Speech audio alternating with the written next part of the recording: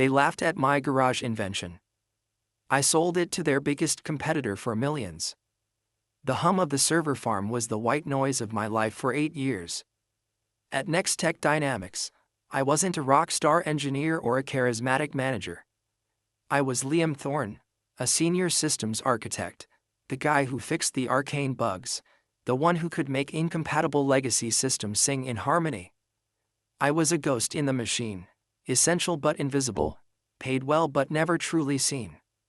My project, my secret obsession, was born from that very invisibility. I called it the synaptic matrix. At its core, it was a revolutionary data compression and retrieval algorithm, but that sounded dry. In practice, it was like giving a supercomputer a photographic memory and the ability to cross-reference every pixel instantly. It could take Next Tech's sprawling, chaotic, and energy-hogging server architecture and make it run with the serene, efficient grace of a human brain. It could cut their operational costs by 60% and triple processing speeds. I'd seen the problem for years: the bloat, the inefficiency, and I'd been crafting the solution in the margins of my life, late nights, weekends, in the quiet corner of my cubicle after everyone left. It started with sketches on napkins, then code written in stolen moments. For 2 years, it lived on a partitioned drive, my digital secret garden. I built a crude physical prototype in my garage, a mess of circuit boards, cooling fans, and blinking LEDs housed in a clear acrylic case to prove the hardware integration was possible. It was ugly, but it hummed with potential. It was my masterpiece, and I was naive enough to believe Next Tech would recognize it. The opportunity came during the quarterly innovation sprint. An email from management encouraged blue sky thinking and disruptive ideas. My heart hammered against my ribs as I typed the proposal. I spent nights polishing the presentation, simplifying the complex math into elegant diagrams. I practiced my pitch to my bewildered golden retriever, Sam. The day arrived. The presentation room was all glass and sterile light. Around a table sat Martin Croft, my perpetually skeptical department head, Priya Sharma, the sharp-tongued VP of product, and a few other mid-level managers sipping expensive coffee. The air smelled of ambition and cynicism. I began, my voice steadier than I felt. I laid out the problem: Next Tech is crippling server costs, the latency issues plaguing our flagship cloud services. I presented the solution, the synaptic matrix. I showed the schematics, the performance projections, the staggering cost savings. Finally, with a theatrical flourish I immediately regretted, I plugged in my garage-built prototype. It whirred to life, its LEDs performing a cheerful dance. "This is a rough proof of concept," I said, a bead of sweat tracing my temple. "But it demonstrates the core architecture is sound. With proper R&D funding, this could redefine our entire infrastructure stack." The silence that followed was profound and heavy. Priya leaned forward, peering at the jumble of wires as if it were a bad smell. "Liam," she said, her voice dripping with a condescension so polished it could have been patented. "This is charming.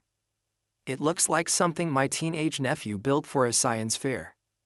Are those hot glue joints?" A few stifled laughs snaked around the table. My face burned. Martin Croft, a man whose face was permanently set in a frown of mild disappointment, steepled his fingers. "The data compression theory is interesting, but unproven at scale. Our clients pay for reliability, Liam.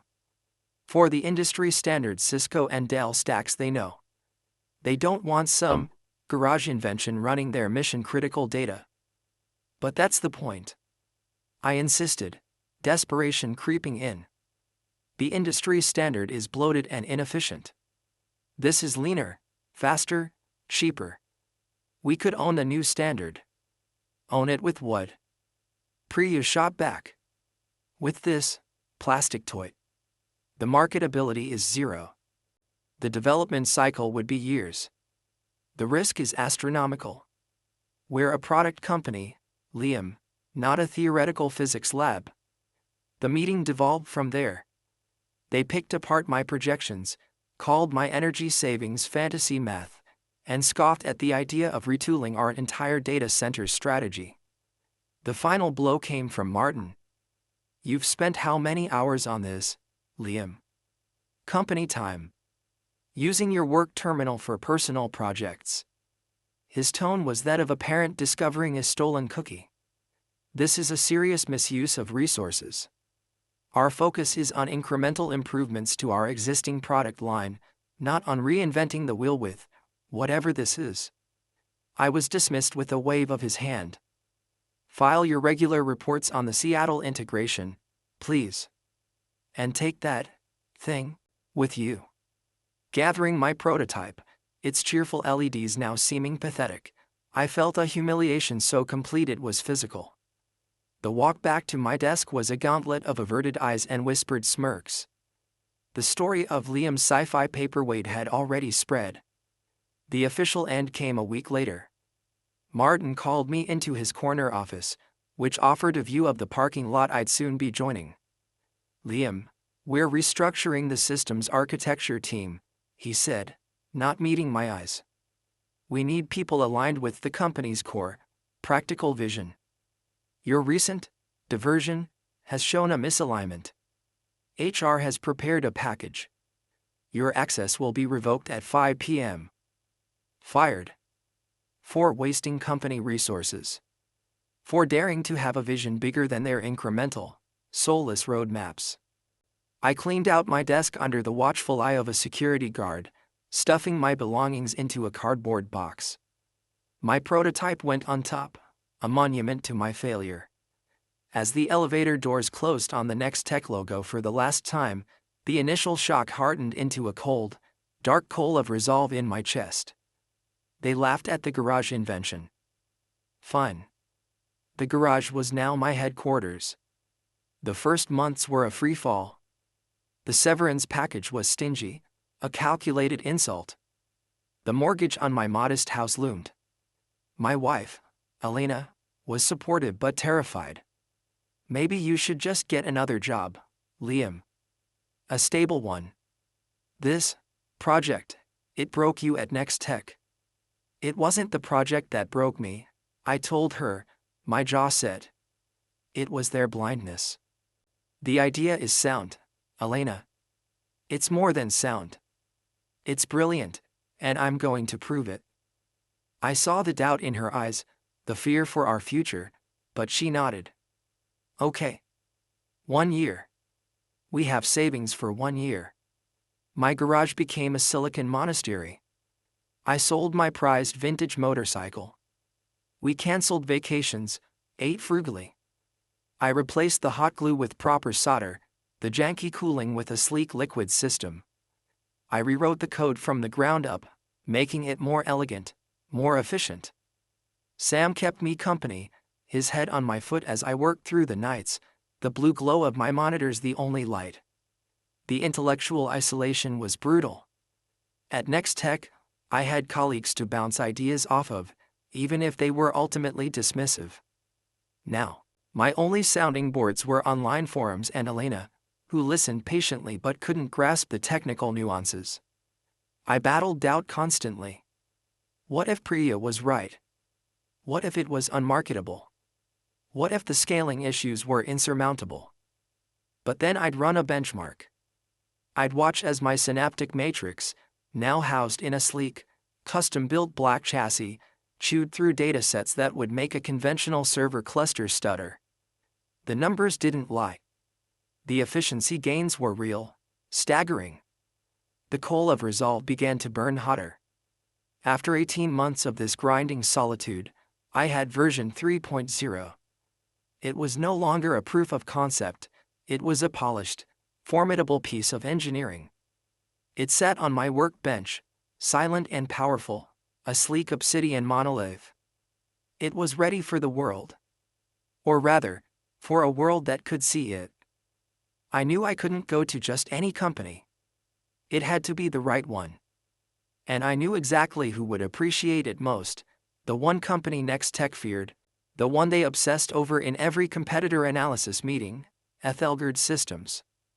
Where Nextech was slick, sales-driven, and conservative, Ethelgard was known for its engineering-first culture, for taking bold risks on foundational technology. They were Nextech's arch-rival, and their CEO, Alastair Vance, was a legend, a former engineer who had built his company on genuine innovation, not just marketing. Getting to him was the next impossible task. I had no connections, no pedigree. I was a fired systems architect with a garage invention. So, I did the only thing I could think of. I weaponized my obscurity.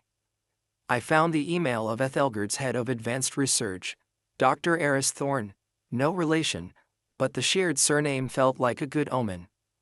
I wrote a blunt, technical email. No sales pitch, no hyperbole. Just the core algorithm explained in 3 paragraphs, followed by 3 staggering performance metrics. The subject line, rendering Nextech's server architecture obsolete. I didn't expect a reply. For 2 weeks, nothing. Then, one Tuesday morning, my phone buzzed with an unknown number. Mr. Thorne. Dr. Eris Thorne. I've read your email 12 times. I have questions. Can you be in Boston tomorrow? The Ethelgard headquarters was everything Nextech wasn't. It was housed in a renovated brick factory, all exposed beams and natural light. The energy was quiet, focused, humming with deep concentration, not the frantic sales energy of my former workplace. I was ushered into a lab, not a boardroom. Dr. Thorne was a woman in her 50s with keen eyes and calloused hands that looked like they still enjoyed working with hardware. With her was a team of 3 other serious-faced engineers. No suits. No coffee service. Just a terminal and a data port. "Show us," was all she said. For the next 4 hours, I was interrogated. They peppered me with questions, theoretical and practical. They connected my black box to their own test servers, running benchmarks I hadn't even conceived of. They tried to break it, to find the flaw. I answered, explained, demonstrated. The fear was gone, replaced by a deep, calm certainty. I knew my creation intimately, every line of code, every circuit. At the end of the session, Dr. Thorne nodded slowly, a smile playing on her lips. "Martin Croft is a fool," she said simply. "We'd like you to meet Mr. Vance." Alastair Vance was taller in person, with a quiet, intense presence. He listened as Dr. Thorne gave her report. He asked one question: how long to integrate this into our next-generation Ethelgard cloud core? With a full team. 9 months, I said. To production-ready scale. He turned to me. "We don't want to license it, Mr. Thorne. We want to own it. We'll buy the patent. All of it. Name your price." The negotiation that followed was a blur handled by lawyers Ethelgard provided. The number they settled on was an 8-figure sum that made my knees weak. It wasn't just life-changing, it was dynasty-changing. But more than the money was the clause I insisted on.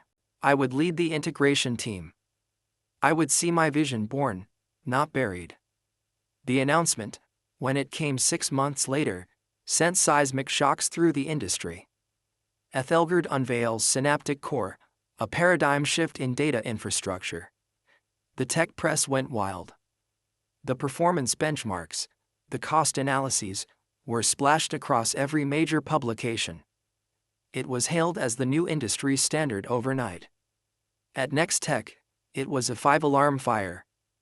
Their entire sales pitch, reliable, industry-standard infrastructure, was rendered obsolete in a single press release. Their clients, always eyeing the bottom line, began migrating to Ethelgard in droves, lured by the massive cost savings and superior performance. Nextech's stock began a slow, sickening slide. I watched from my new office at Ethelgard, a calm lab with a view of the Charles River. I led a brilliant, respectful team. We worked hard, but there was no mockery here, only a shared hunger for excellence. The Synaptic Core wasn't just integrated, It became the beating heart of their empire. 2 years to the day after my firing, Nextech filed for Chapter 11 bankruptcy.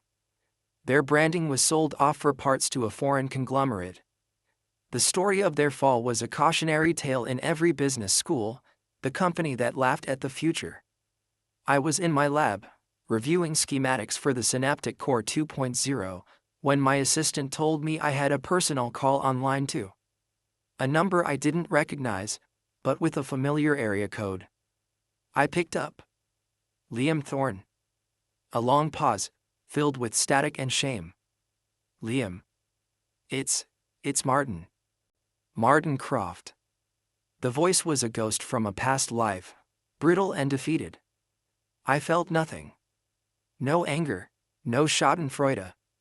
Just a vast, empty space where my resentment used to be. Martin, I said, my voice neutral. I suppose congratulations are in order, he stammered. What you built, it's remarkable. Thank you. Another painful silence. Liam, the reason I'm calling, things are difficult. The industry, you know, it's tight right now. I was wondering, with your expansion at Ethelgard, if there might be a place for someone with my experience. In a consultancy role, perhaps. Or project management. I know the old systems inside and out. He was begging. The man who had fired me for misalignment, who had called my life's work a plastic toy, was asking me for a job. I looked out my window at the river, the sunlight sparkling on the water. I thought of my garage, of Sam's head on my foot, of Elena's worried eyes, of the blinding LEDs of that first, mocked prototype. I thought of the quiet hum of the synaptic core, now powering continents. Martin, I said, my voice calm and final. I'm sorry. We're very selective about alignment here at Ethelgard. We only hire people who can see the future.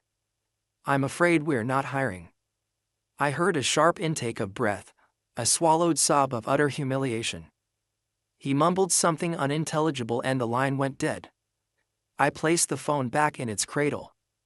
The sun was warm on my face. Outside my lab, my team was laughing about a tricky line of code. The future, my future, hummed quietly, powerfully, all around me. I turned back to my schematics, to the work that was no longer an invention, but a legacy. The laughter had died long ago, and in its place was the profound, satisfying silence of truth, vindicated.